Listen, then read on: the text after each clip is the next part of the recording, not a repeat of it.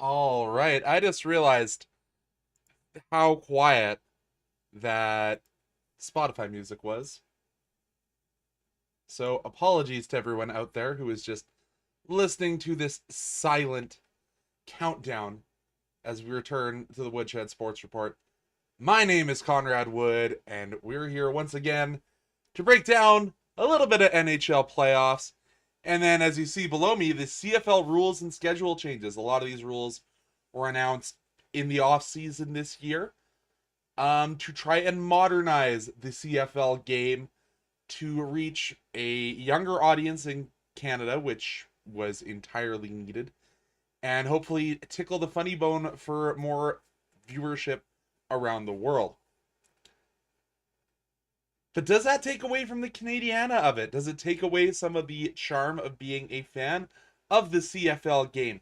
A fan of the three down football that we've all come to know, and some of us to love, up here north of the border.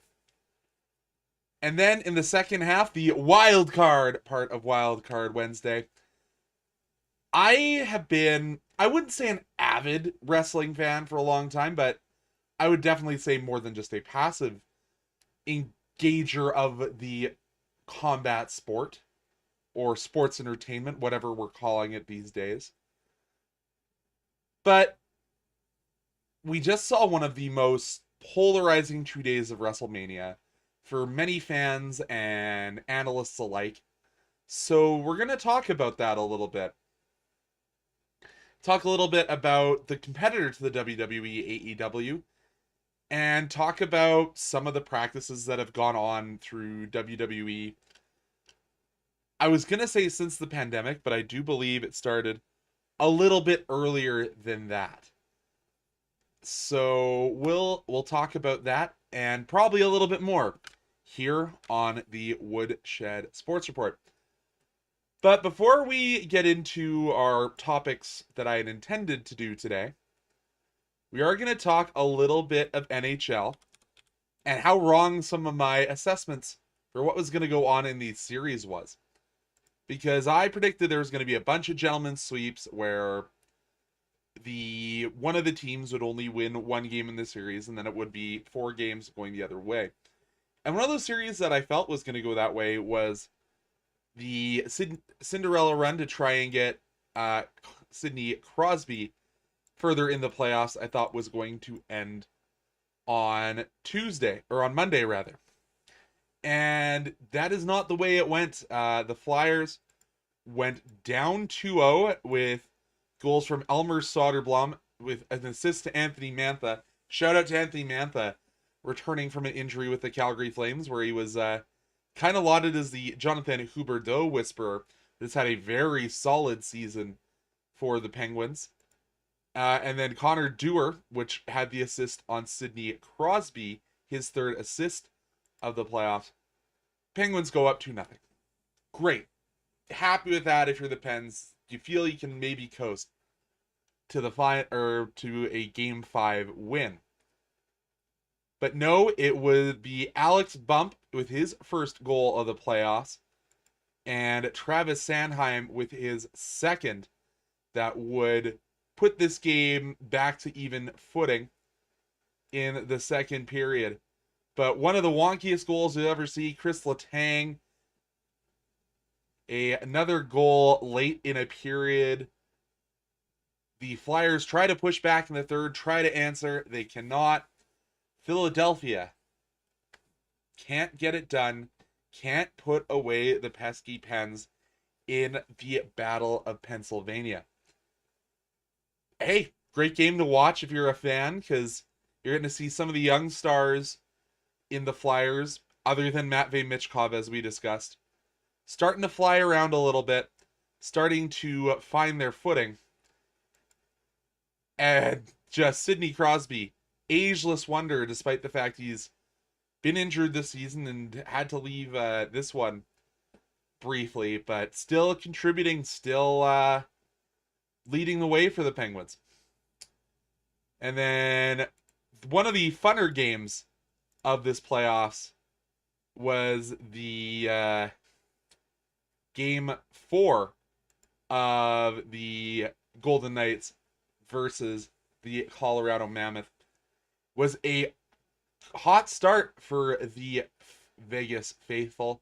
Pavel Dorofeyev, Brett Howden, Cole Smith brought a 3-0 lead. Hey, where have we seen big leads? Oh yeah, literally the other game on Monday. Those 3 goals, assists to, hey, Noah Hannafin continuing to produce points. But all 3 of those players' first goals of the season, and Brett Howden's was actually a shorthanded goal. Things you hate to see if you're in the playoffs. But it wouldn't be a lead for long. Well, would be half a game. But Nick Schmaltz, Ian Cole, and Michael Carcone get the Mammoth back to level. And then Clayton Keller, hey, one of the original Desert Dogs, gets his goal to put Utah up. And hey, there is only 5 minutes left, or 5 minutes elapsed in the third. Lots of time for Vegas to answer. They do. Brett Howden, Noah Hannafin gets another assist. We're level. We're going to overtime, where it is kind of a fluky one on my,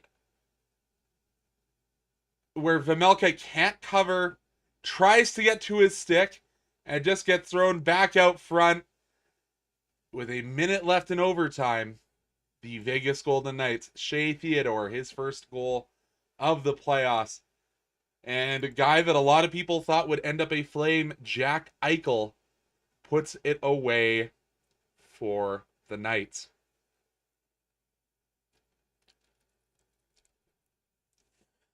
So that series tied up at 2. But that's not the only games we had between our shows. The Bruins take down the Sabres. As I said, another series I predicted to be that gentleman's sweep, where you'd get to win 1, but you'd go down overall.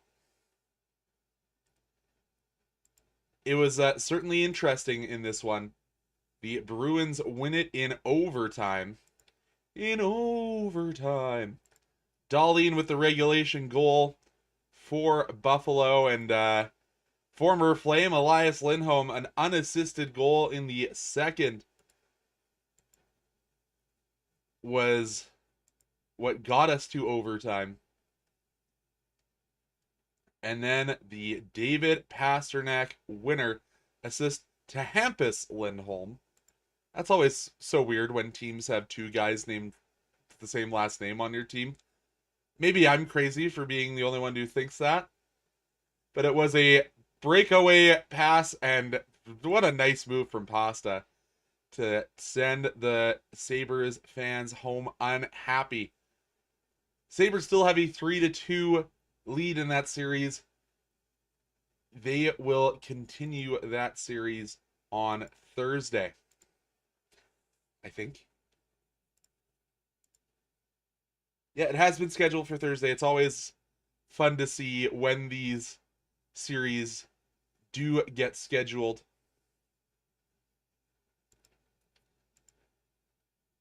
And then yesterday, the Minnesota Wild take it to the Dallas Stars. Again, the Stars and Stripes are too big and too bright for the Stars to continue their winning ways. Matt Zuccarello opens the scoring for the Wild, but answered back about 5 minutes later by Miro Heiskanen. Jason Robertson had a heck of a game. That was a power play marker. Then the Wild answer in period number 2 with a power play goal of their own from Matt Boldy. And then a heck of a third period. Michael McCarron, even strength marker 7 minutes in. Jason Robertson gets the Stars back close. His 5th goal of the playoffs. Hey, that was one of the guys I was hoping would come to the Flames in the Blake Coleman trade. I don't think that's happening now. But Krill the Thrill gets the empty netter to seal this one. Heck of a series. Punch and counter punch in this series between Minnesota and Dallas. And Minnesota now returns back home with a chance to win it. And then there was lots of drama in the Ducks and Oilers series. Connor McDavid not at morning skate. There were some questions if he was going to play, apparently a game time decision. And Connor McDavid does play and does have a couple of points in this one as the Oilers beat up on the Ducks 4-1. Leon Draisaitl has truly awoken. But goals from Podkolzin, Hyman, and Dry in the first period really set the tone for this one. It never really got all that close.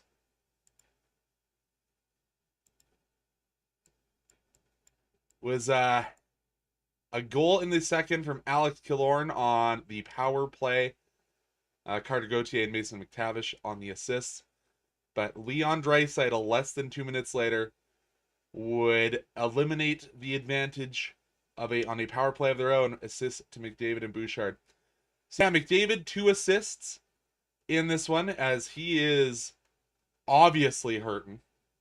It hasn't been a lot of success for McDavid in this series, but after the Ducks held him pointless through the first few, he's starting to resurge. As is Ryan Nugent-Hopkins, a pair of assists in the game. As the Oilers, have they come back to life in that series? They need to hope to win tonight, not tonight, Thursday in Edmonton. We'll see where that series goes. Of course, games tonight on your NHL feeds. It's going to be Canadiens Lightning. That series tied 2 as they head back to Tampa. The Penguins and Flyers, they head in, and Philadelphia could win this one, but they got to win in Pittsburgh. And then it is the Mammoth and the Golden Knights. Game 5 of their series set to go tonight as well. If I were a betting man, which I am not, and I'm not even going to give you odds, I'm just going to give you which side am I on. I'm going to go Canadiens. And you know what? Give Sidney Crosby the chance to go 7. I have the Penguins winning in that Battle of Pennsylvania. And hey, I don't think the Knights have the power to go all the way. So I'm Utah till I die in that series.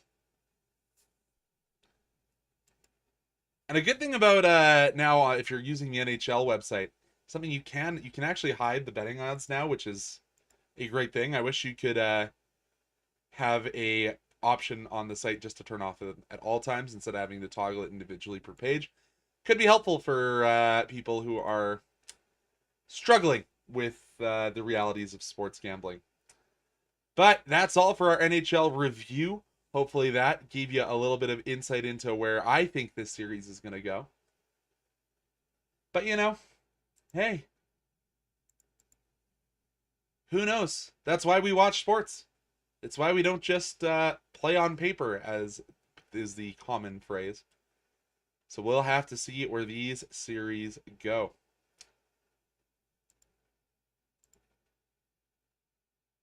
We're going to head on now to talking about the CFL, as yesterday they did announce changes to the playoffs. Effectively a 2-strike system for the top 2 teams. But we'll get into that and so much more here on the Woodshed Sports Report. Once again, my name is Conrad Wood. So we'll talk about the changes that vary from small to complete game changers that the CFL announced this offseason.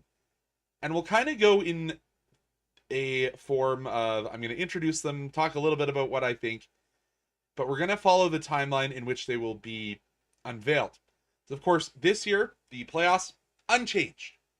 You're still your normal 6-seed playoffs where the conferences are fully divided. Your top team gets a bye to the division or conference. I can't remember if they call it divisions or conferences in the CFL.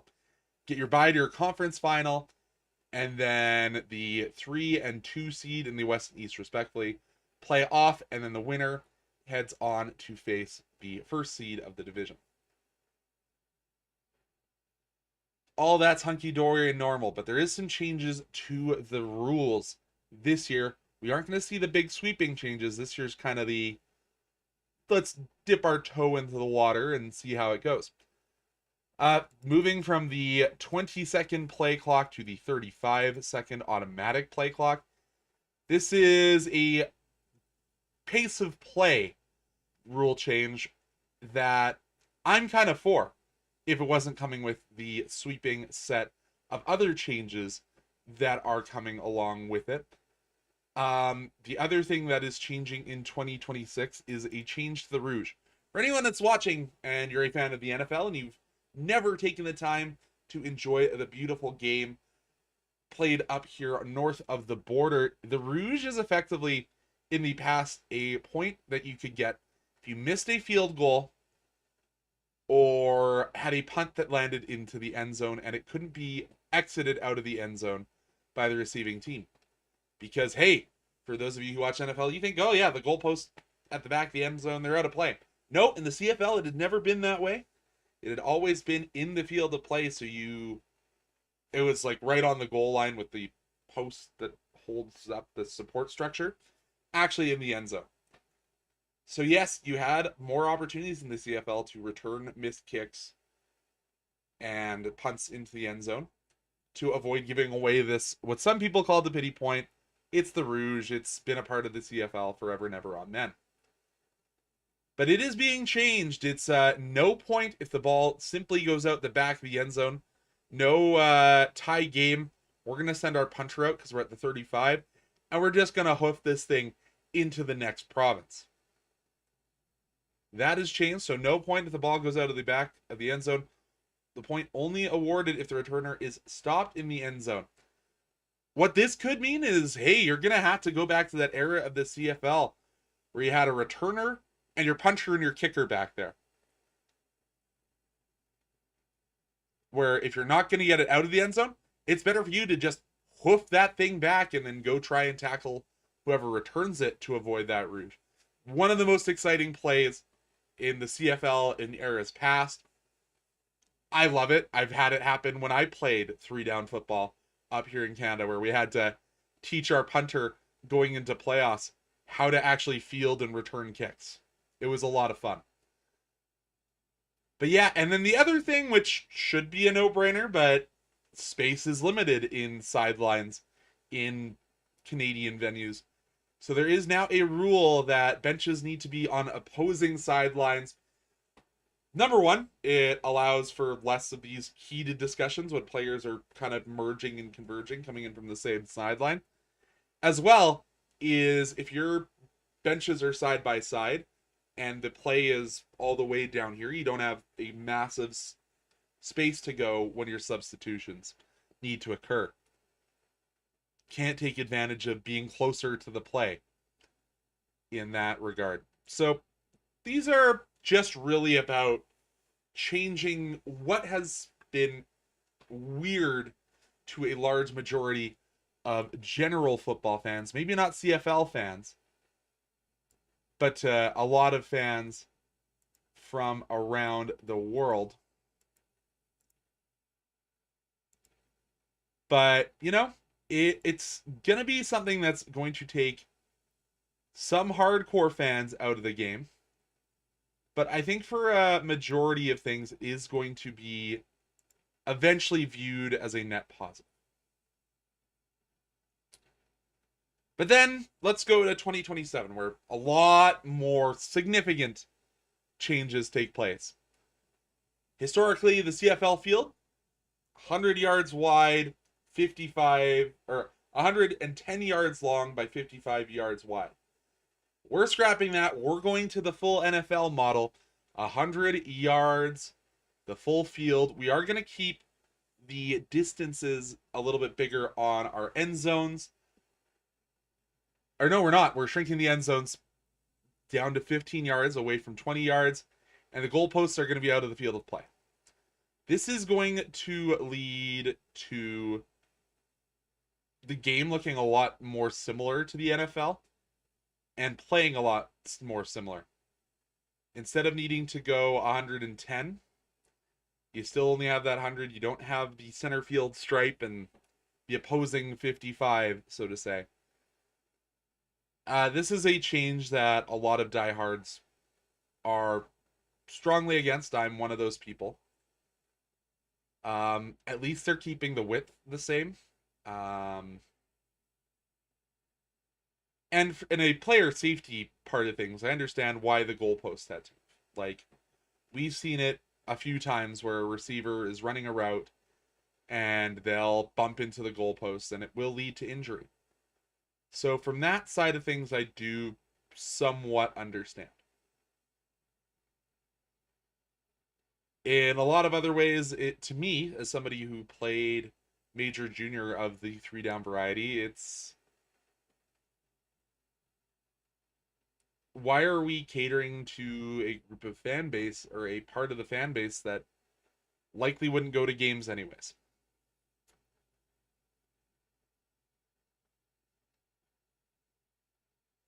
It does kind of feel like, who are we catering to with these changes? Why is this taking place? I'm still kind of stumped on it as someone who is used to the CFL game, but I also watch the NFL game. I'm a Chargers fan, unfortunately, by not so much choice. But I am a Chargers fan and might see them come up on the background one of these days. But I loved my Stampeders. I casually watched my Chargers. I'm not someone that's tuning in every week to watch the LA Chargers. I'm not tuning in to a lot of random games in the NFL the way I tuned into a Toronto versus Hamilton matchup or a Blue Bombers BC. I would tune into those games because I enjoy the 3 down game. And I get heckled by a friend of ours who was in chat last week, Sean, about my love for the Canadian game. Oh, why do you go to all these games? Why do you watch randomly? Why do you watch a league where it doesn't matter after Labor Day? Or doesn't matter until Labor Day? And I don't necessarily have a rational reason for it. If we had rational reasons for the things we do in sports, I don't think sports fans would exist. But I loved this game and still do. I'm not one of these people who's going to say, oh, you've lost me as a viewer for life. I'm a season ticket holder and I'm not coming back because of the rule changes. I'm someone who believes in Canadiana. I believe in having a Canadian identity. I believe that we aren't just a hat for the Americans to steal a bunch of weird stuff from the internet that I see. But it does kind of feel the CFL doesn't agree with my point of view on that. So we'll have to see. I'm reserving what I think of these new rules and regulations changes. And we'll see how it changes things once they're actually in play on the field. The people that I feel with these 2027 structural changes are leagues like the Canadian Junior Football League, a team that I do commentary for, the Calgary Colts, going to be one of the teams that is affected by this. Because I know they play on a City of Calgary owned field. And I know the City of Calgary isn't pumping tons of unnecessary money or money that they potentially view as unnecessary to get all those fields changed over. It's stitched in numbers and lines there. So is the City of Calgary going to be bucking up the money to completely change all of their fields that are over at Shoaldice? I haven't heard anything about that. Um, and Calgary's a big city. What about towns like Okotoks that have a couple of turf fields? Are they going to have a mysterious, generous benefactor have to come forward to get those fields changed? It's one thing if you're grass. Relocating goalposts and striping a grass field, yeah, that's relatively easy, but we live in Canada still, where most of our fields need to be turf because we have this thing called a cold, snowy winter.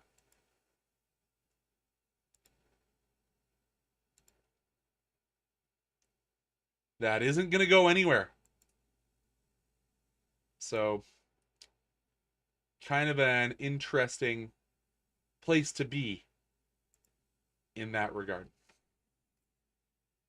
But in addition to all of these structural rule changes, yesterday on the 28th, it was announced that the season and schedule and playoffs are all going to change. Because come next year, we're already going to be in training camps for the CFL right now. Players are going to have to leave their off-season jobs earlier because, hey, as much as we joke and want to talk about how this league has real fans and all that fun stuff, players are going to have to, in the off-season, they have jobs. They aren't full year-round pros. Are they training like year-round pros? 100%. Are they going to the gym? Are they going and meeting up? We saw Vernon Adams Jr. running a camp down in the southern, or in California, I believe it was, because he was training at a local high school with a bunch of other CFLers. And then at the end of the day, to repay this school for allowing them to use the field, they ran a mini camp for kids in the community. Great. I love stories like that. It's why I love this sport. But the CFL has said, nah, you're not going to be able to go and make, money to feed your families. Because sometimes these guys are getting paid more for their off-season work than they are being paid to play professional football. But, CFL says, nah, we got to start playing our first game at the end of May. The May long weekend. Which is interesting, frustrating, whatever way you want to say it. It's different. And not something I'm overly a fan of, if I'm going to be completely honest. It's tough. I was having a conversation with my friend Graham Mosman, who will likely be coming on either next week or the week after, or I'm sure we'll have more discussions like this. But I understand wanting to have more games on long weekends where you turn a local game into an event for the weekend for the city. But I understand that I might be in the wrong city for this. And I have to remember that Calgary is in the foot of the Rocky Mountains. So when long weekends come around, Calgarians leave. Calgarians go to the mountains. At least a vast majority of people who have the available funds for a secondary sports seasons ticket or group ticket package, they go on, get out of Dodge, go enjoy the natural wonder we have surrounding this city. Hey, maybe they go up to their cabin, or I know family and friends that just decide, hey, I decided to buy a property up in Sylvan Lake. I'm going out to the lake. It doesn't matter what the weather's like. I just want to get the heck out of Calgary. So for us here as a local market, why are we trying to aim for more games on long weekends? But I understand it's a gate-driven league, so you need to get games where people are available to come. So they're moving to try and contain a few more long weekends, get a few more bye weeks to allow players to visit their families, because you got to remember, still a lot of American players playing this game where they want to have some extra bye weeks to go down and see family and spend time with their loved ones. Not going to blame the players on that one whatsoever. But it does kind of feel like, again, you're continuing to meddle with the formula. And I'll admit, it wasn't a formula that was working overly well. Like, we always hear that there are 2, maybe 3 teams in this league that, actually make money, which is scary. But it's a change for change's sake in that regard. But let's get down, buckle into the thing that I think a lot of hardcore casual CFL fans are both kind of I wouldn't call it frothing at the mouth with anger, but certainly not pleased. It's the fact that there are going to be 8 out of the 9 teams in the Canadian Football League making the playoffs.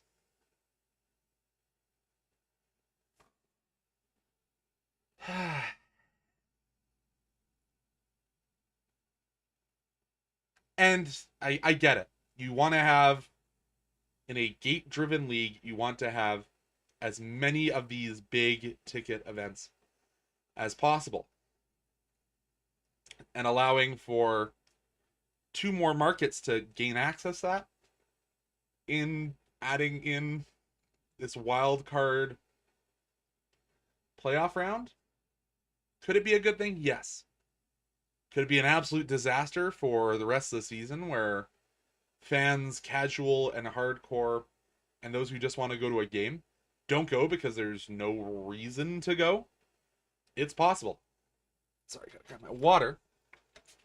You never think about this thing when you're going from doing an hour-long show to a 2-hour-long show, how dry your throat gets.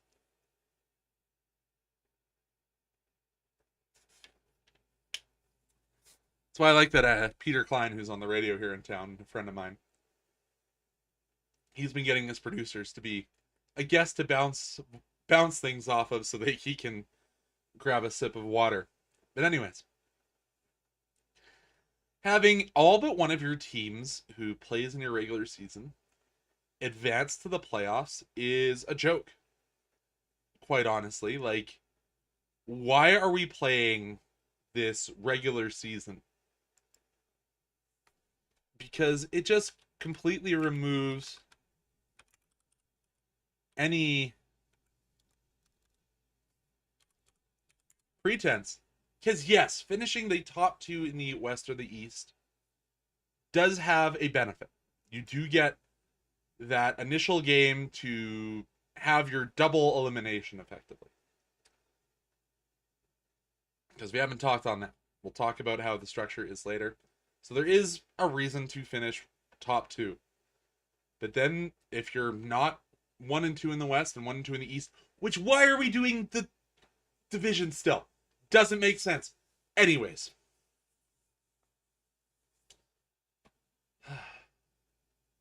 We'll get into that in a bit. You've got some of this. But anyways. If you finish the top 1 or 2 in your division, yes, you get a double elimination, so there is a reason to get to those positions. But once you've been made clear that you aren't in those positions, your only goal in this entire season is to not finish last. If you are team number 8 or team number 5, does not matter really a lick unless you want that home playoff revenue, and that's more for the ownership groups of these squads.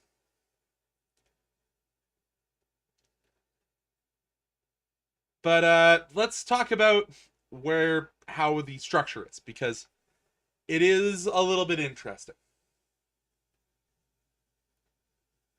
In round 1, there are 2 different types of games going on. And that will be first and second place in the West and first and second place in the East. These are called the division showdowns. This will determine a couple things. The host is the first place team. The visitor is the second place.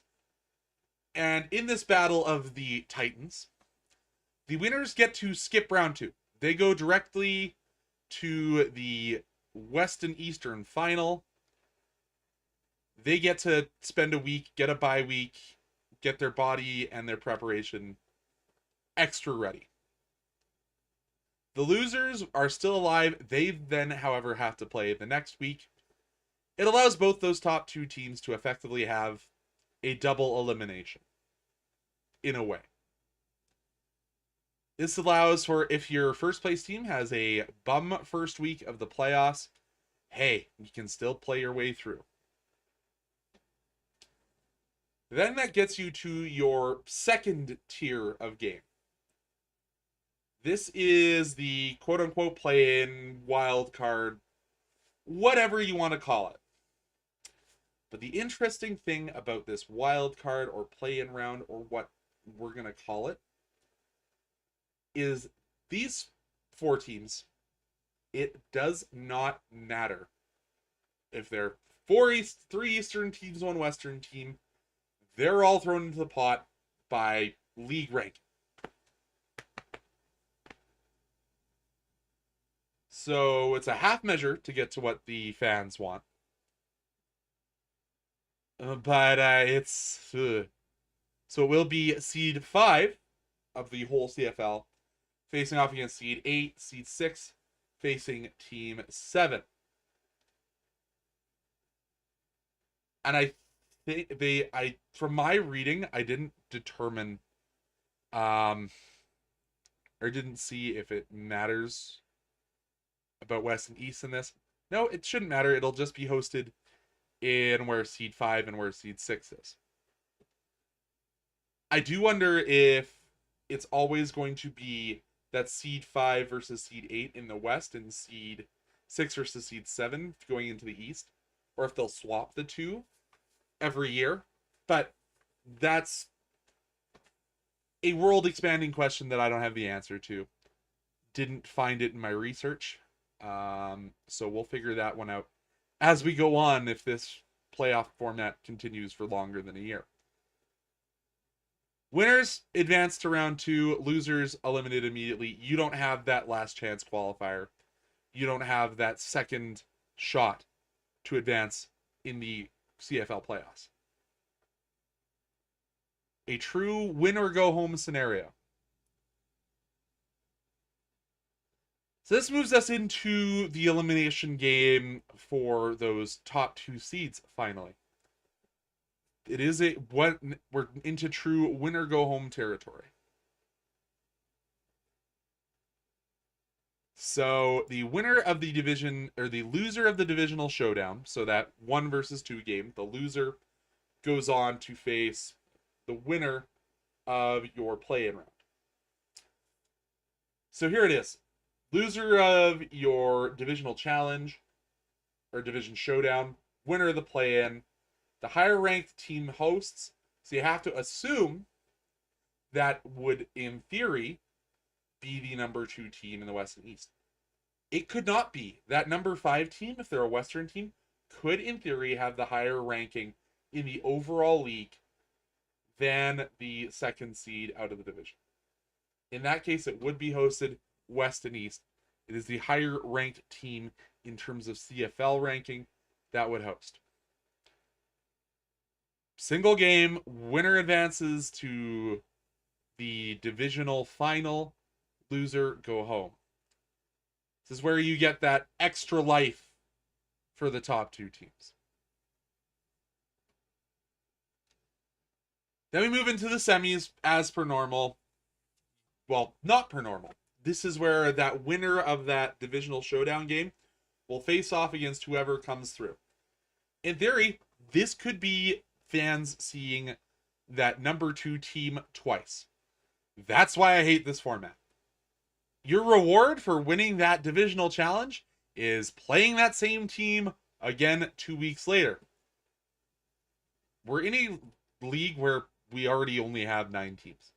Potentially 10 if that Atlantic Sooners situation ever gets figured out. Who knows? Or maybe we're going to get a Kelowna team and they're going to play at the Apple Bowl. I think you got to get this league stable first. But this is once again where we enter that traditional winners, go to the Grey Cup, losers are eliminated. This is your conference final equivalent. But yeah, as I said, it could be a repeat of a game you saw 2 weeks prior. Exact same bat time, same bat channel. Same host, same everything. However, it could be you have something like the Labor Day rematch. Say, for example, it's Calgary versus Edmonton, Edmonton hosting in round 1. Calgary goes up to Edmonton, gets the defeat, and then they go into the finals bracket. As it's formatted, Then say Edmonton goes to the round 2 and they win. According to my reading, Edmonton, since they were the number 1 team in the West in this hypothetical scenario, they would get a second kick at the can at Commonwealth Stadium. What's your reward for winning round 1 in this theoretical Calgary Stampeders? You get to go right back up to Edmonton because it's the higher seed for the semifinals. I don't think that should be the case. I think that should be, hey, you won the divisional round or divisional showcase or whatever they're going to call it. I think, what was the exact phrase? Division showdown. You win the division showdown, you get to host the West semi or East semi in your home. That's just what I think. However, I'm sure with the way schedules work, you need to figure that out or have an idea of it more than 2 weeks in advance. But yeah, in that semifinal, it is that traditional. You win, you go to the Grey Cup, losers eliminated. And for that Grey Cup, if you are the 1 or 2 seed, you could win as few as 2 games. If you are that lower seed or the 5 through 8, you'll need to win 3 games to get here. It's interesting. So let's go through pros and cons, or some of the changes to this. 8 of the 9 teams qualify. I think it's a con. I think some people, especially fans, like, hey, I've cheered for the Stampeders, who have been one of the top teams in the CFL for a majority of my adult life. We're not going to go back into the Federic era where your billionaire dad goes and buys a sports team so you can play professional sports. It's interesting past for the Calgary Stampeders. But let's call that a con. The top 2 teams get that safety net. You can have your one bad game in that divisional showdown and still advance further in the playoffs. Some people view this as a pro. I view it as a neutral. It gives you that safety net. We've seen this in the Canadian Premier League. However, it is only the 1 versus 2 matchup, which is a semifinal matchup, where you get that second life, so to speak.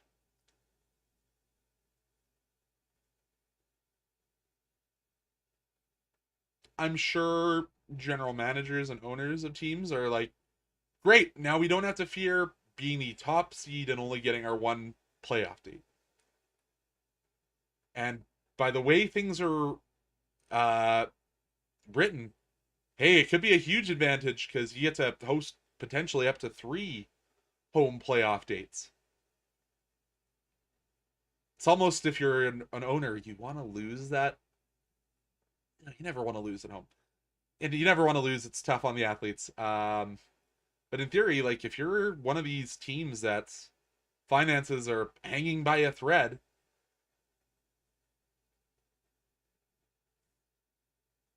does it make some financial sense to maybe lose that divisional showdown and get to host 3 playoff games where your hometown comes to pack your building? It's possible. But 3, the lower seeds, that's where it gets interesting. If you're in that 5 through 8, it's going to be a battle.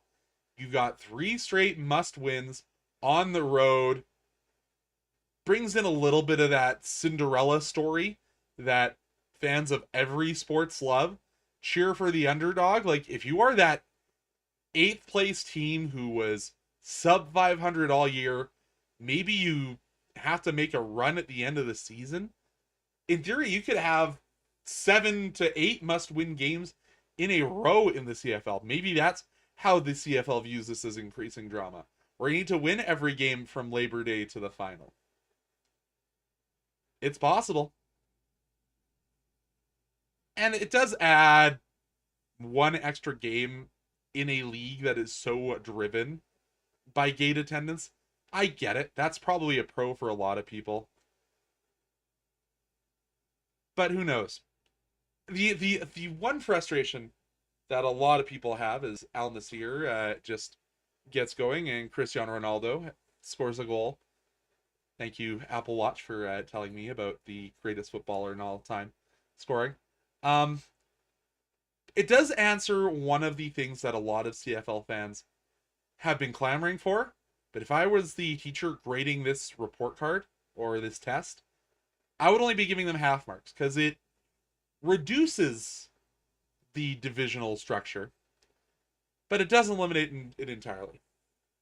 If this was potentially just where, hey, one faces four, two faces three in that double elimination, or in that where you have you have that extra life, and we just eliminate the divisions entirely, I probably would have said this is a B plus rule change instead of a B minus.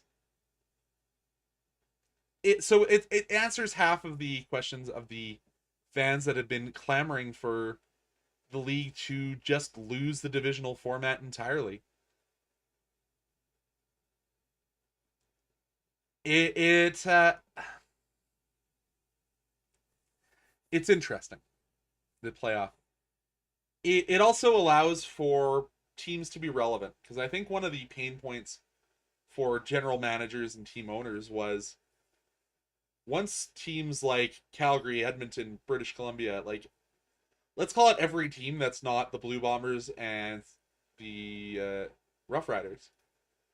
Every other team, as soon as they're eliminated, you would probably see ticket sales on game day and a lot of other things go down as soon as your team is eliminated. You're not going to probably see a lot of those eliminated teams unless you're like 1-13 heading into Labor Day. And yes, that extra life is a reward in some ways for the top teams, and being able to play your whole season, or whole postseason rather, at home is a benefit. And then you have the drama of the play-in games. You have more TV content with that extra round. You have the Cinderella of, oh, you're going to need to win 3 games, probably most of which on the road. But it does change how it feels. With the old CFL playoffs, it was you got to earn that spot, then survive knockouts. Now it's, sure, you're rewarded for seeding, but we're only going to bounce one of you. You might as well draw that name out of a hat and say, today, this year, not competing in the playoffs is the Edmonton Elks. You are going to be the team that doesn't get to play in the playoffs, so your season didn't really matter.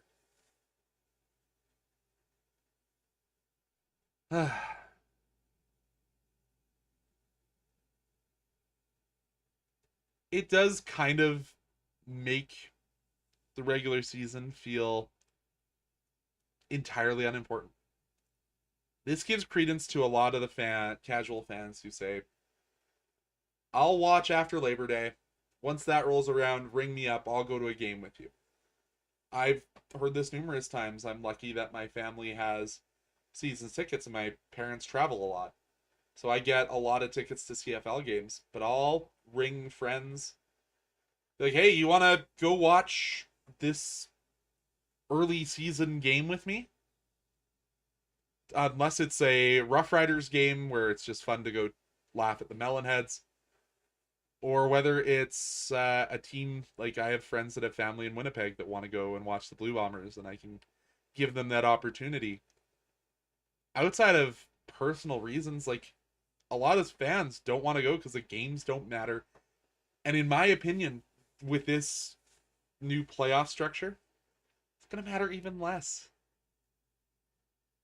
And it does kind of feel like, for a lot of this older fan base of the CFL, why are we making all these changes at once? Like, you're taking away the rules of a game that I loved, I cheered for, I supported. I bought my tickets, I'm a season's ticket holder. Why are we making all these changes at once? Why couldn't it have been a slope instead of a cliff? And I get that. That's kind of how I feel. I'm voicing my own personal feelings there a little bit. Um, but a lot of fans like myself need to realize I've talked to seasons tickets or the people that are in charge of selling seasons tickets. Fans aren't renewing their CFL seasons tickets.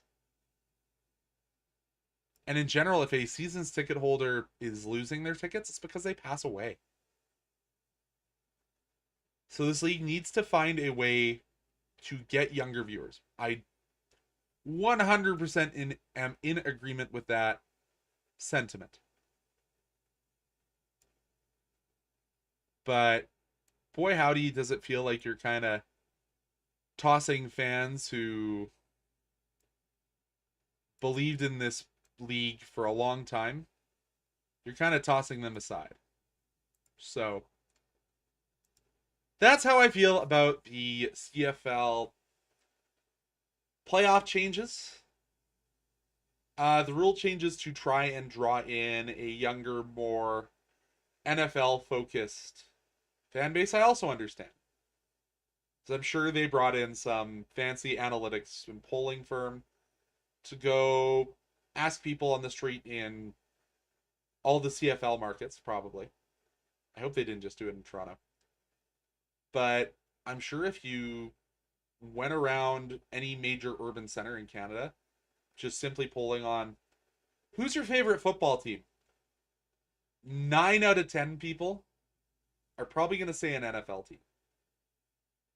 Hell, if you probably even asked me who my favorite football team is, despite me being a avid Canadian Football League fan and an avid Canadian Football League commentator, like I do commentary for a 3-down football league, a junior 3-down football league. Like, this is a sport that I am so in love with, so heavily invested in. But I would probably still say, who's your favorite football team? Oh, the San Diego Chargers. Because that's going to get a conversation going. Because, oh, I'm a Broncos fan. Oh, I'm a Raiders fan, even though I don't know how anyone can support that team. But it's still NFL centric. Like, so the CFL, they're just saying, look, if you can't beat them, join them to a point. I'm not taking that 12th man off the field. I'm not shortening the width. But I am going to have to shorten the field. I am going to have to pick up the pace of play. I am going to have to Americanize things to a point. But it really does hurt. Being that hardcore CFL fan, to see a game you love being changed. I don't love the Rouge being eliminated. I think it's a part of the game that when you had a casual fan come in, not understanding, why did that point go up on the board? They missed the field goal. It started that conversation about a game that has lasted 100+ years in this country. But it is kind of, the CFL's at a point where it is evolve or die. And I think fans need to recognize, unfortunately, that's where we're at with the CFL. But I think that's all I've got for CFL rules changes. I am going to take a bit of a longer break today. Fans, I am going to make it a 5-minute intermission. Go get yourself some water, check some food in ya. We'll be back in just 5 minutes when we return here on the Woodshed Sports Report.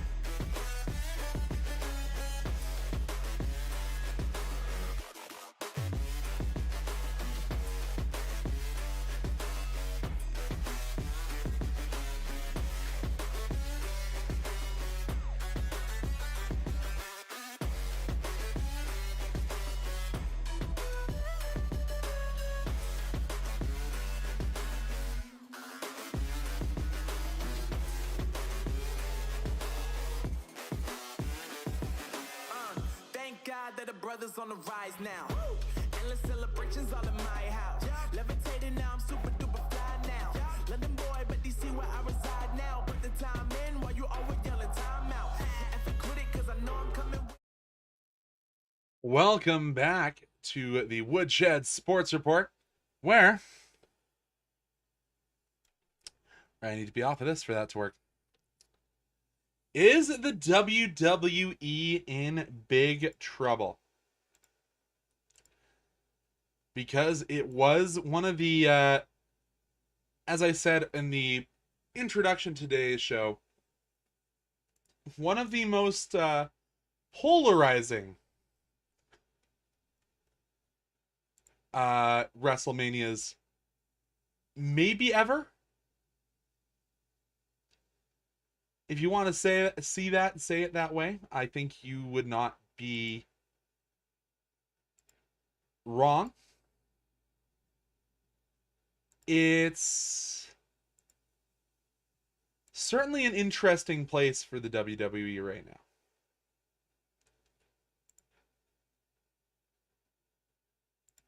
It's a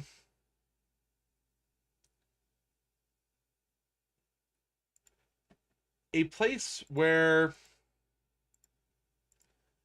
I don't think the WWE under TKO thought they would be. I think the WWE thought that they would be in a much better place. In regards to what was going on into WrestleMania. And of course, it's as much as we want to say that the WWE is in a place where it is essentially a telenovela with stunts, it is still a high impact sport entertainment. There is still injuries that take place. And as much as a lot of dirt sheets or people who report on wrestling are saying, oh, injuries played in a major role to this, to a point they are right. There were matches affected by injuries, but there was also not a lot of wrestling on the biggest wrestling show of the year. So we'll look into that a little bit as we continue to roll on here on the Woodshed Sports Report. Once again, my name's Conrad Wood. And if you're around in Twitch or YouTube chat, if you're on YouTube, go give it a like, share this video. We're trying to break back into sports after I left my previous gig with the Game Over Network. No hard feelings to any of the family over there. But let's jump into on this Wildcard Wednesday, the wildcard being sports adjacent today. Who knows? Maybe it'll be movie reviews. Maybe I'll go down to 17th Ave and go tell you about a bar that I enjoy for a Wildcard Wednesday. But we'll have to see how people enjoy this. But anyways, we all know that WWE is one of those companies that maybe is too big to fail, like an American bank. Especially with their new owner, the TKO Group, this investment fund that also owns the UFC. It really has brought in a lot of changes that wrestling fans who are there for the sport entertainment aren't so fond of. This group that's trying to make wrestling profitable. Now, what does that mean? What has that changed? And for people who aren't wrestling fans, they're probably asking why this matters. And hey, if you're not a wrestling fan, like, I understand it. It's not for everyone, but it's for those of us who are fans, it's been I wouldn't call it a downward. Actually, I probably would call it a downward spiral now that I'm thinking about it. There has been way more time spent advertising, especially on pay-per-views, back when I was watching super heavily, you maybe had one wrestler who, for the WrestleMania or for any of these big pay-per-views, would come in with a little bit of a army themed getup because they're sponsored by G.I. Joe, the new movie coming to your screens. But it seems like every two matches at this year's WrestleMania seem to have that.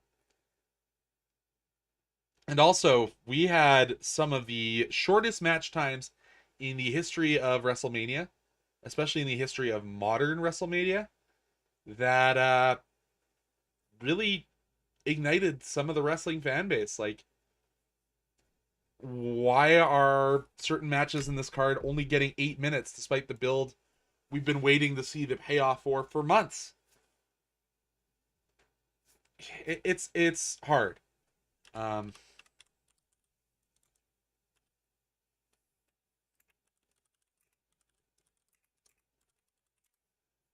Because like people care about this. People tune in and week out. Hey, twice a week if they're watching both SmackDown and Raw, and then a third night if you're a true sicko and watching NXT. But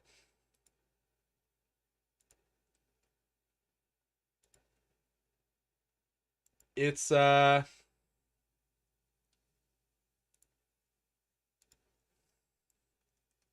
I'm just my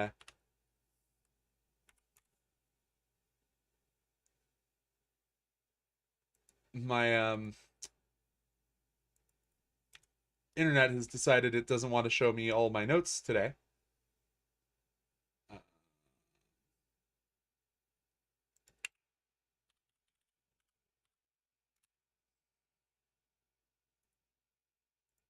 There we go. Now we got everything, all my notes back up. Okay. But this build to WrestleMania 42 was inconsistent, and truly some of the worst storytelling we've ever seen in WWE, in my opinion. Because number one, there was, as I said at the start, there was a few injuries, that led to some of these big 5-star potential matches going to the wayside. But I don't think that was the biggest issue. Because the biggest issue was, as I said, match times were down, but advertising time was up. And hey, for the Americans, they're saying, oh, we understand why the ad time was up. It was free to view on ESPN for the first time ever. So they got to pay for that somehow. For the international viewers and the true diehards, WrestleMania used to be a night where you paid to pay. It was a pay-per-view.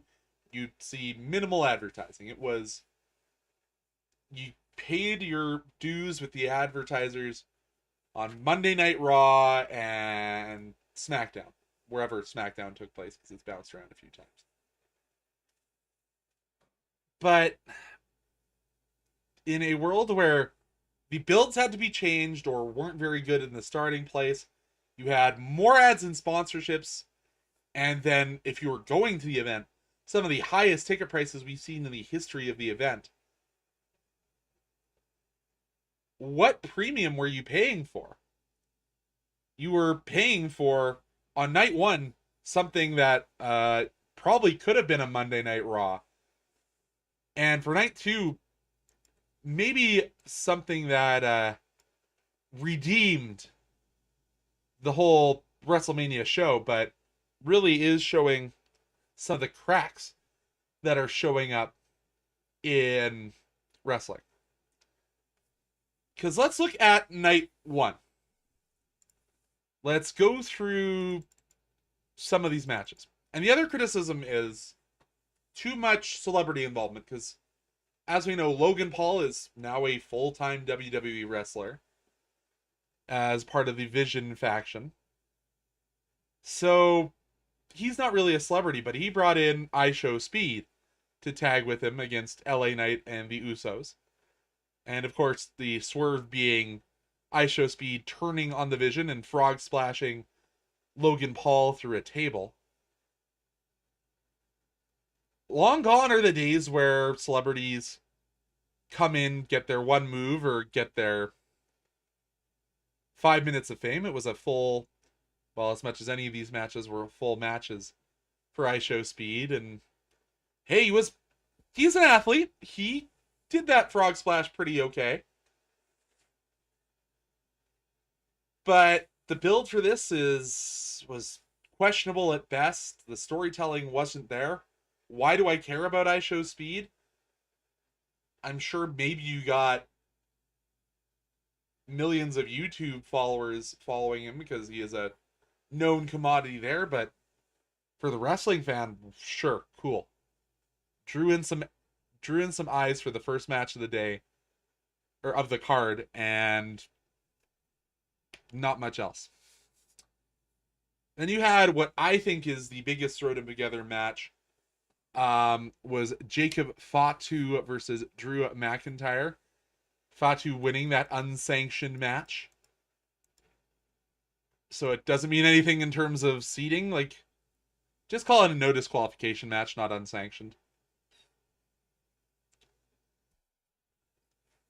And then the Bellas. The storyline going into this was... it wasn't Brie. What's the other sister's name?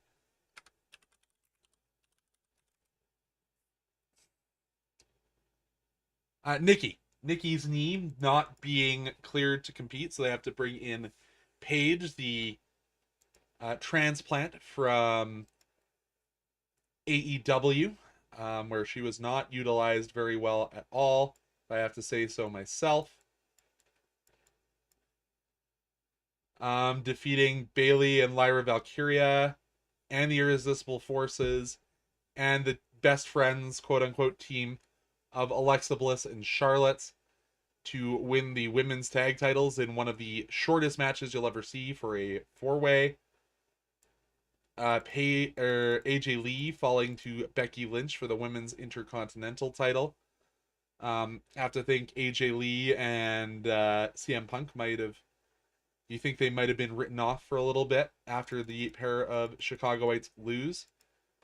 And then another match that just felt, understandably, was kind of thrown together due to an injury to Rey Mysterio, who did end up wrestling on night 2, where it was supposed to be Gunther going to try and retire Mysterio, but Rey had a knee injury, so couldn't probably do a full match.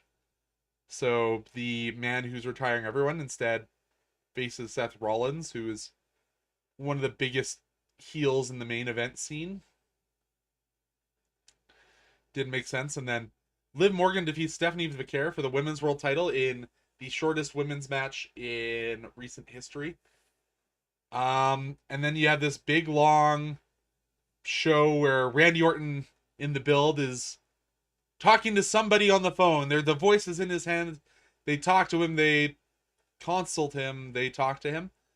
And the voice is none other than maybe the most beloathed figure in wrestling, that being Pat McAfee, who apparently now is done with WWE for who knows how long. Eventually McAfee eats a RKO out of nowhere. So night 1 just feels like a hot mess. And as I said, it's the only some of the highlights are, number 1, this is the first WrestleMania to be shown on ESPN in the US. Of course, still a pay-per-view for the rest of the world. John Cena returns, no longer an in-ring competitor, was the host for WrestleMania. And hey, you had a bunch of title changes. That's kind of the purpose of this WrestleMania. If we're viewing it as that teledrama, this is your season-ending show. So you got a lot of new titles, and maybe you see a new side of Cody Rhodes after facing his friend and mentor Randy Orton. I saw the return of AJ Lee to WrestleMania for 11 years. The Bellas as well making their return. You saw the return of Bianca Belair for a brief moment, who everyone was kind of suspicious. So why is she taking all this time off? She had a finger pretty gruesome injury, actually. But had a finger injury and then comes back to announce that she's pregnant.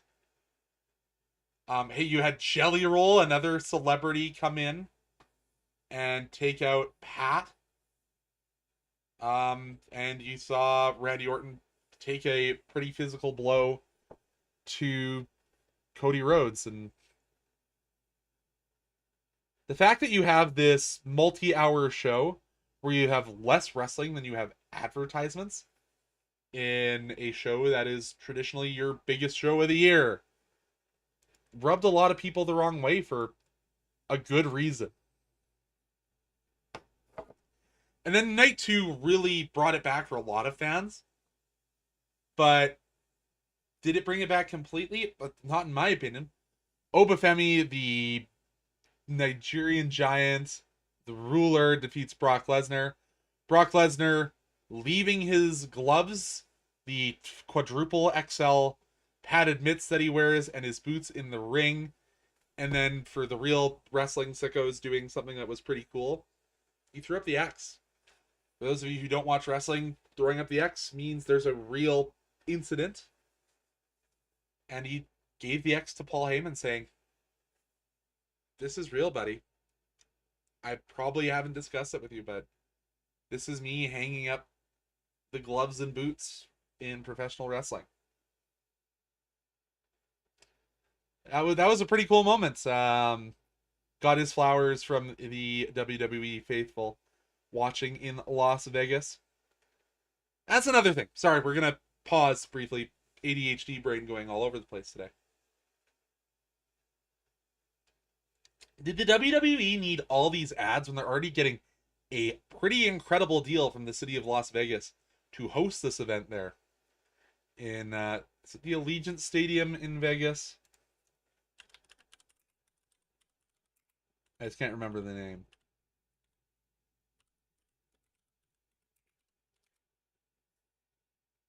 Yeah, it is Allegiant Stadium. I just couldn't remember if they'd changed the name there. You got a pretty sweet deal from Allegiant, and so did you need the 1,000 hours of ads? But anyways, then we went to a 6-pack ladder match for the Internet Continental title. Penta defeats Rey Mysterio, Dragon Lee, Javon Evans, Rusev, and JD McDonough in that 6-pack ladder match to retain the IC title. You had a good mix of Rey Mysterio and the recently, well, not so recently, but the returned Rusev to bring in the hardcore fans. You have the new bounciest man in the WWE in Javon Evans, a upcoming Dragon Lee, and then you had JD McDonough in there for some reason, despite the Judgment Day not getting involved. Would have been interesting if they had, because, hey, there's the always present friction between Rey Mysterio and his son Dominic. Did not see that play out in that match. Of course, Penta going to be pushed to the sun, the moon, the stars. Going to hold that IC for quite a while, you'd have to assume, despite a lot of detractors of him. I think he's one of the best wrestlers, one of the best from the indies to AEW to the WWE that we've seen. And then we saw Sami Zayn, Montreal's own, fall to Trick Williams. Trick, one of these big NXT call-ups. Interesting to see him get a belt this early in the main roster. Then my favorite thing of the night was Demon Finn Balor. Of course, Finn Balor, fantastic wrestler from New Japan through NXT to WWE. Brings back the Demon after a 3-year absence, defeating Dominic Mysterio in a street fight. Again, a match that I think could have been twice as long and popped the crowd twice as hard. Then Rhea Ripley, because there is only one person that WWE believes can hold the title, and it is the Australian Rhea Ripley, defeating Jade Cargill for that title. And then Roman Reigns defeats CM Punk for the World Heavyweight Championship. Once again, the Tribal Chief back on top. Oh, and then of course we had Danhausen interrupting The Miz and Kit Wilson, and cursing The Miz once again. Oh, Danhausen, very evil, very nice. Maybe the best part of the WWE in the TKO era. But let's talk more about the structure of the show, because it was a 4-hour card and that had an hour and 20 minutes of wrestling for night one. This did not feel like an event that was packed like previous Manias and previous events for All Elite Wrestling. This felt padded with ads, and especially for those in the stadium, it felt apparently unbearable. And there were too many ref bunts, too many swerves. Just pacing issues seem to plague the modern area WWE. Now, where does that blame fall? I personally am of the opinion that it's probably not on Triple H. It's probably on TKO saying we need to generate a certain number of fan dollars and we need to have a certain number of events. And like, there were quotes according to Bleacher Reports, like this was one of the worst showing in the event's history. There was a severe lack of WrestleMania moments.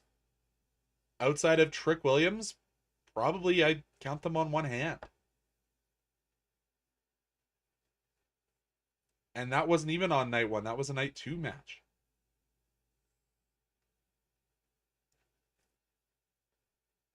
This kind of felt like night one was what TKO wanted, and night two felt like, let's adjust this more so that the wrestlers can plan a wrestling show. And like, obviously fans are going to voice their opinions on how corporate things are getting in WrestleMania and in WWE in general. Like, this is a product that didn't have, like boxing, didn't have the advertisers on the canvas until 2 years ago.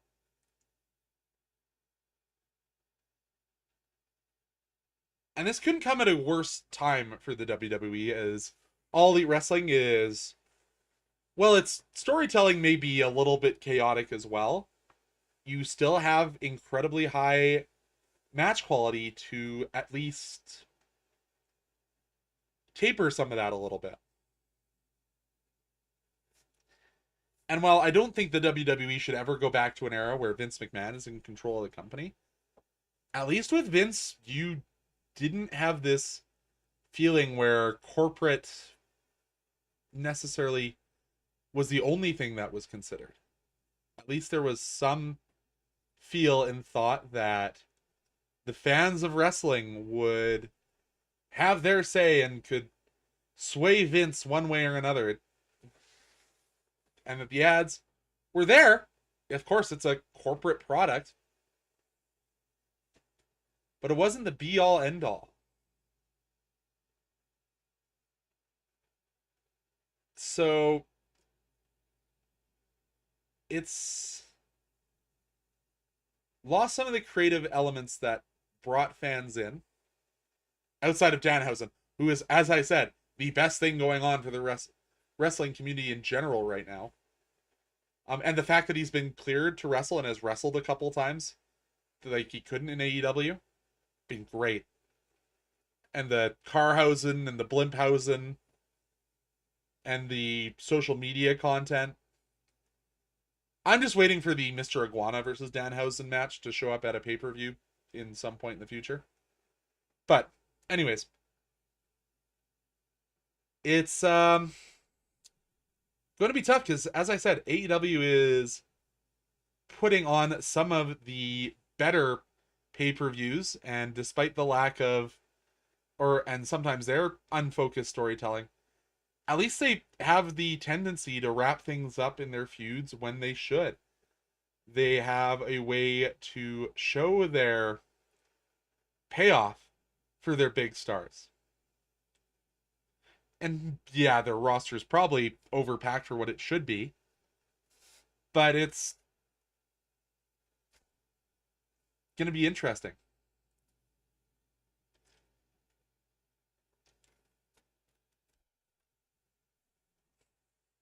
And then, of course, we had. Let's talk more about AEW. Like, it is wrestling for wrestlers and wrestling fans. There's not a huge amount of scripted promos. Of course, we're seeing it a little bit more with MJF recently, but he's no longer holding a belt in that company. And you're putting on some high quality matches on the regular.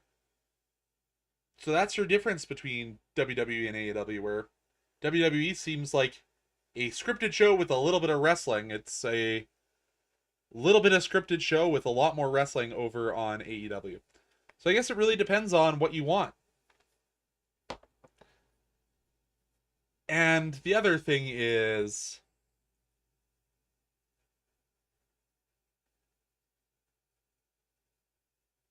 the AEW fan base is building from the indies, building from where wrestling matters for wrestler talent.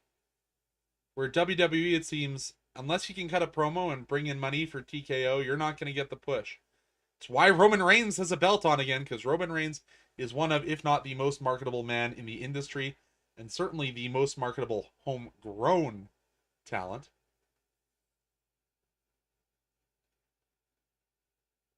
But it is kind of that Jekyll and Hyde. If you're an AEW fan or a WWE fan, or like me, just a wrestling fan in general, WWE feels too corporate, too robotic, and not a lack, or showing a total lack of wrestling.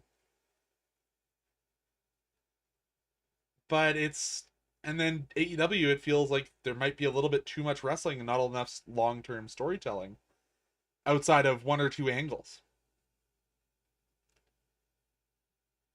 But this brings me to where I have my biggest problem with WWE, and that is how consistently and aggressively they just bring in major names and then we have nothing for you. We're just going to release you, and good luck. You have a 3-month no compete. Good luck. And over the last few years, that's been a lot of AEW or NXT level talent. Not a ton of main roster people get let go in this way, but certainly has happened. But right after WrestleMania, what seems to happen every year, as soon as Mania is over, you're going to hear a list of names that have been let go. And so it was complete roster mismanagement, and a lot of people and a lot of dirt sheets thought, and like, hey, you cut an entire faction who, as recently as the last 2 months, were holding tag team belts.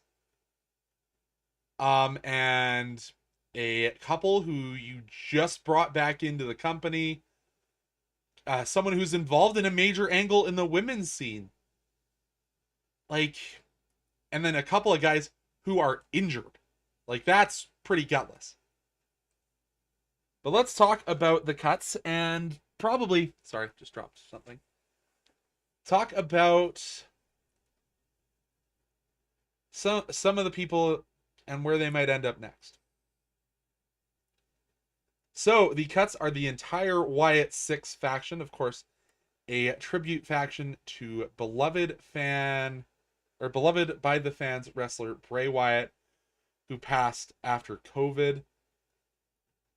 At the start, they were heavily promoted, and then TKO takes over, and this faction of 5 people, of course, Bo Dallas being both Bo Dallas and Uncle Howdy, all are released. Those 5 members being Bo Dallas, Nikki Cross, Joe Gacy, Dexter Lumis, and Eric Rowan.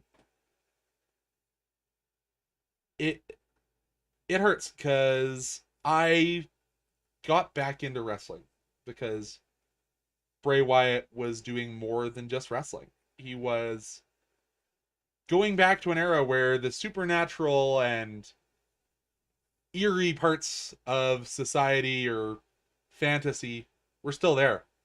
Like, he was the boogeyman. Like, not obviously the actual boogeyman, but he was this supernatural entity that came out and wasn't just another bodybuilder that threw people around like rag dolls. That was why I watched wrestling for a long time. Was for that fun, that fantasy, that escapism. And for WWE to cut them all entirely, it's rough. And you gotta feel for Bo Dallas. He's doing this in reverence and respect of his brother. And that sucks. Going from a team that was heavily pushed by WWE as well as beloved by the fans. The fans love the Fireflies, love putting their cell phone lights up. It was not cut for lack of talent. It was cut because the WWE has forgotten how to push a supernatural faction. Wanting to be too much like UFC, where we're a serious sport, not a sport that has guys dressed and running around in tights. Where one of my favorite wrestlers growing up was a dude who came out dressed like a superhero. Talking about the Hurricane. And then you lose a tag team act you just brought in, like the one of the historical greats in Motor City Machine Guns, of Alex Shelley and Chris Sabin. Like, when you have people saying your tag team is in the worst state it has maybe ever been in, and you have just gonna throw two wrestlers together and call it a tag team, instead of having actual tag teams like MCM and the New Day, and building up tag stars, which are a easy way to get more wrestlers on your wrestling show. And hey, tag team matches are enjoyable. Seeing one guy get isolated and beat up and then have his partner trying to cheer him back in the corner. Fans love tag team matches. But you're going to get rid of one of the historic greats of tag wrestling after, I think, just over a year. And then you get rid of Aleister Black, Kairi Sane, Zelina Vega, all three of them involved in some pretty major angles. Of course, as I said, Black and Vega, the real-life partners. Aleister Black just kind of returning to WWE to be closer to his wife after some inconsistent booking at AEW. Kind of felt, oh, I'm going to be pushed as a regular wrestler and be around WWE for a while to come, and gets released just after an hour due to inconsistent booking. And then, of course, as I mentioned, Santos Escobar cut after an injury, and he came back at a AAA show and didn't seem he wanted to be there, so maybe that was a mutual release with Santos. And then one of the big giants, a guy that's been around for a long time, Apollo Crews, also released. He's kind of always been one of those safe guys you can throw any talent with and it'll still be a good match. But did not have a push, did not have a storyline. Safe wrestlers not valued. And then some of this mid-card NXT talent: Zoe Stark, Alba Fire, and Andre Chase. Chase, if you're an NXT sicko, you'll know. Just didn't have the storyline and reflect that roster overcrowding. And of course, the developmental cuts, I'm not going to go into all of those cuts because they were released from their deals where they're trying to develop them. If they want to stay in wrestling, they'll go to the indies and develop themselves, but some of them were just brought in because they're top athletes from NCAA programs like wrestling and all sorts of other football. We'll have to see. It really is kind of a condemnation of the fact that there is no long-term planning. Like, talent that was involved in active storylines were cut before their feuds could reach their conclusion. They had the opportunity to close out this Io Sky Kairi Sane and Angle with Asuka. But nope. We're going to continue that feud and just pretend that that Kairi was never there. So dumb. And then WWE, they kind of were in a period where they were like the Dragon Smaug. They're just hoarding all the talent so that AEW can't have anybody. That's how we're going to win the war between these two promotions. But they can't keep paying them and see profits when they're paying them not to show them on television. So then we're not using them, so we're going to release them. And it really seems that the mid-card, these niche acts are just kind of viewed as expendable in this TKO era. And that kind of sucks. Like, I don't necessarily love the style of wrestling that is at the top of the main card right now. I don't love Roman Reigns. I think the Bloodline storyline is played out. The less I have to see Logan Paul on my wrestling show, I will happily do that.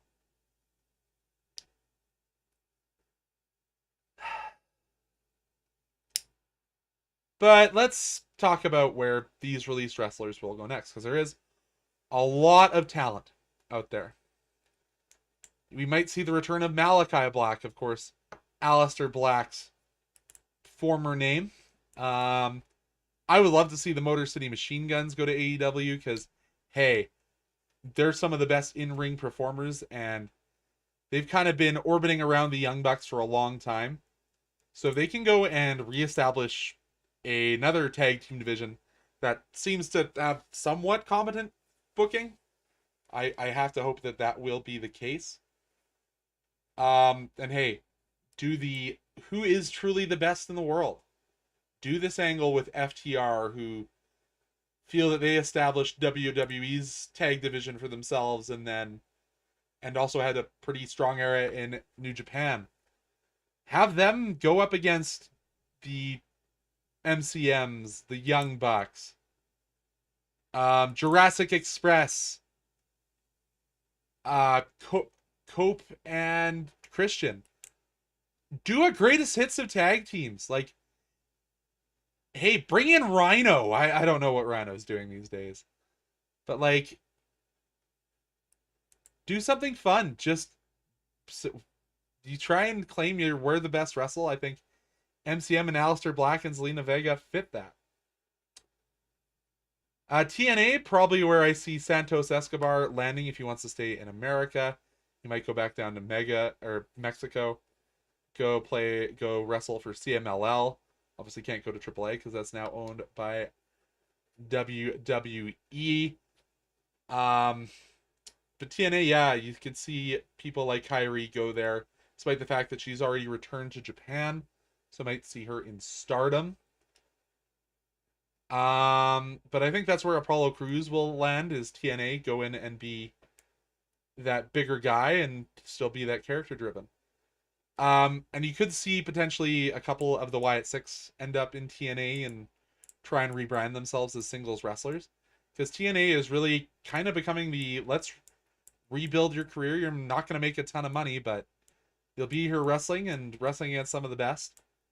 And then whether you use that to jump on to NXT and try and go back through the WWE ranks, or whether that'll be, let's go back, get you back to a point where New Japan wants to bring you in as a gaijin, or hey, if AEW, you can rebuild and AEW comes knocking. Speaking of New Japan and their quote-unquote sister promotion of Stardom, that's probably where Kairi Sane is going to land. If Motor City gets a big enough answer, I could see them going there. And if you want to use Aleister Black to maybe take over where you've just lost Evil. Maybe that's where Aleister Black comes in and brings House of Torture back to being an actual faction in New Japan instead of a comedy act. But yeah, the Indies is probably where you'll see a lot of the Wyatt Six members and a lot of the NXT cuts.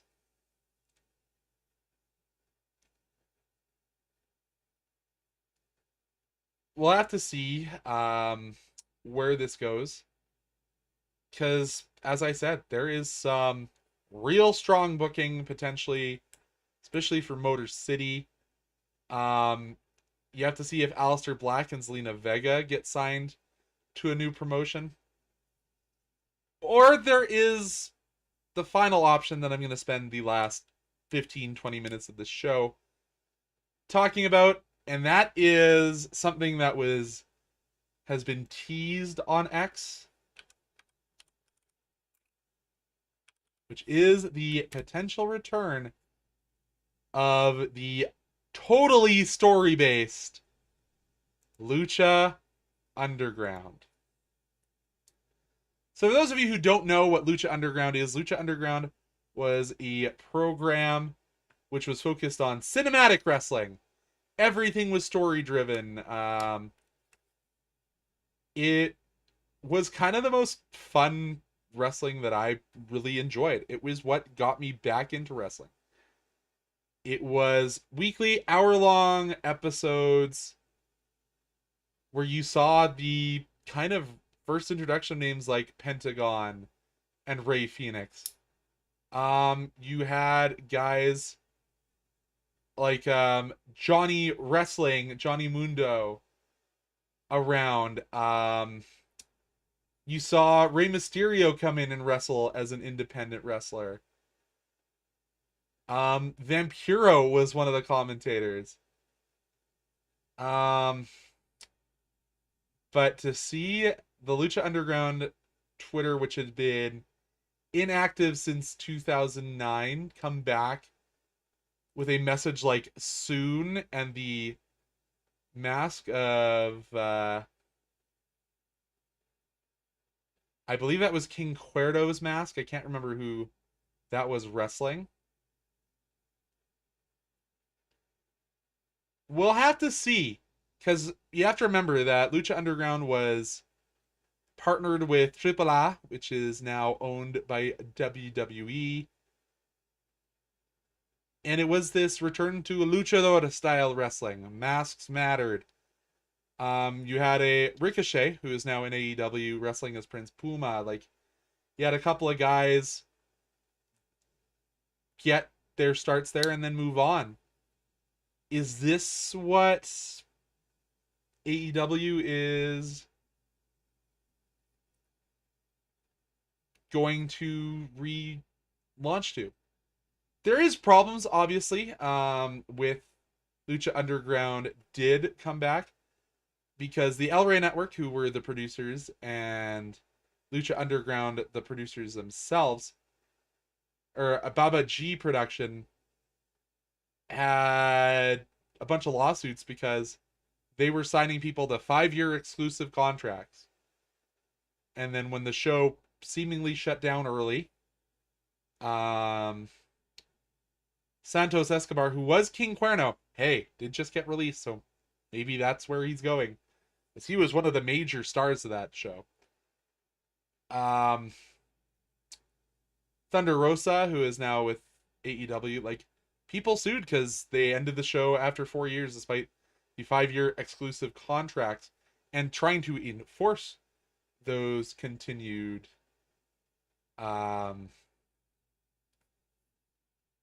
shows.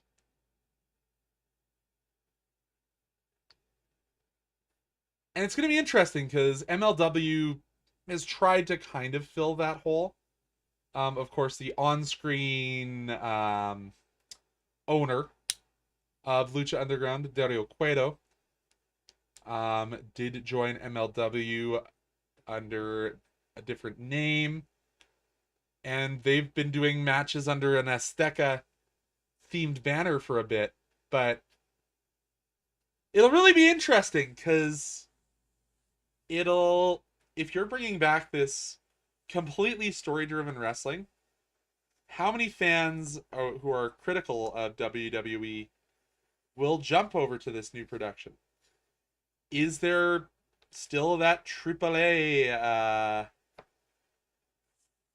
link between this promotion, or are they gonna do it with MLWW, which is the other major Mexican promotion that has ties to AEW, but not like a full working agreement and not owned directly by them?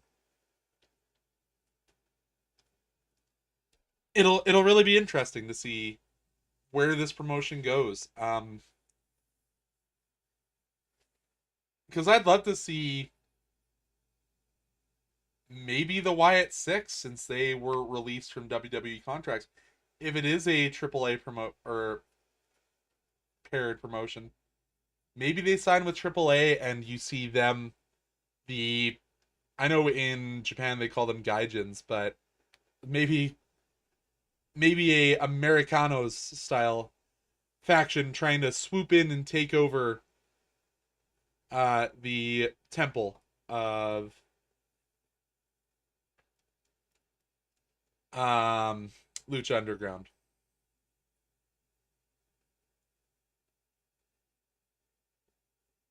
But we'll have to see, because maybe the WWE is just seeing how popular their El Grande Americano storyline has gotten on with fans in AAA. Like, maybe they're seeing that this story-driven wrestling has a place. Maybe they saw how successful oh, what was the show I was thinking of? But like, it's interesting.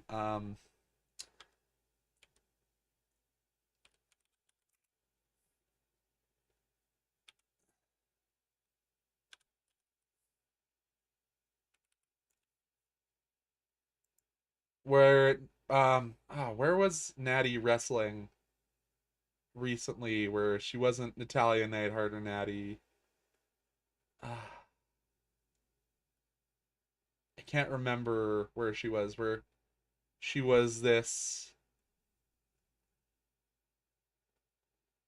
um Bloodsport, like where she was billed as Natty Neidhart. Um, we'll have to see if that'll continue. If she moves on to this potential production of Lucha Underground. But is something like Lucha Underground returning good for wrestling as a whole? Is it good for people who want a different option for something to be, instead of wrestling first, talk later, like AEW, the total commercialization that WWE is turning in? Is this potentially a smart move by a company that already has ties to wrestling? Is this a smart move to say, if you aren't happy with the two current options, we're going to give you a third where storyline is the only thing we care about? Where we have wrestlers that are going into the space-time continuum, where we have a monster locked up in the basement that's actually the son of the person in charge of our wrestling show. Are these fantastical elements that everywhere else seems to have no idea how to book? We're going to give them a home, and we're going to call it whatever we want to call it.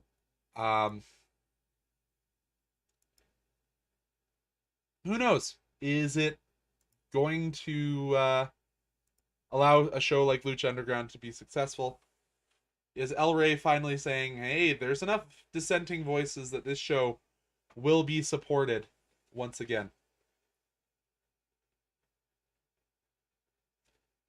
We'll have to see.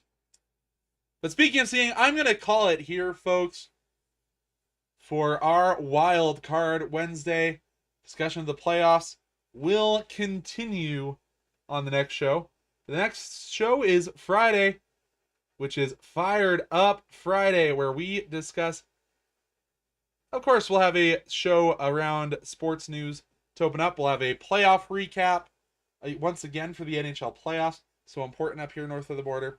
Then we're going to talk about Cavalry FC and the Calgary Wild. We're just going to do that today. Of course, the CFL news breaking kind of pushes those plans back. So we'll start with those. And then I'm going to use our hot takes to talk about my hot takes about the Calgary Flames roster and how they need to improve heading into the 2026-2027 season. For myself here at the Conrad Wood at the Wood Show Sports Report, thank you so much for your time. We will see you next time.